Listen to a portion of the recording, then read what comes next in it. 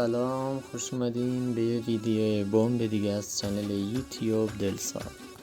توی این ویدیو قراره به شما آموزش بدم که بتونین گردونه ای رو 10 بار بدون یوسی با 0 یوسی بچرخونین.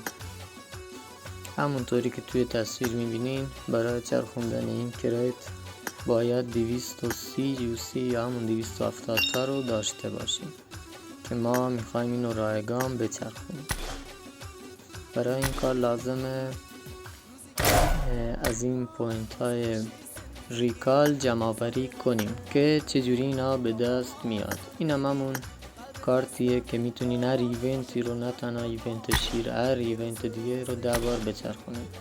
برای گرفتن این سکه لازمه بریم بخش که خودم زدم، میایم اینجا نوشته همینجور که میبینین دوستاتون رو میتونین دعوت کنین و باهاشون برین تو مچ و هر نفری که دعوت بدین 2 تا سکه میده و در روز فقط تنها 10 تا سکه جمع آوری کنین. میبینین که الان من دعوت زدم و 1 یا 2 تا شاید بیان توی لابی.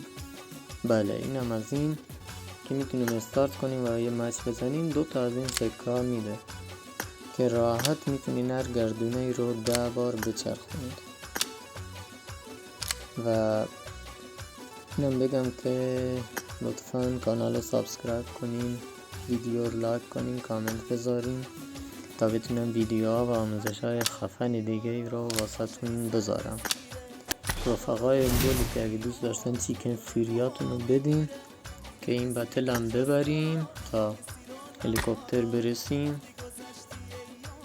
اینم قرعه کشی میکنم که کسایی بیشترین چیکن رو دادن از بینشون قرعه کشی میشه و این چیکن هم بهشون تعلق میگیره. فعلا تا یه ویدیو دیگه، خدا یارتون.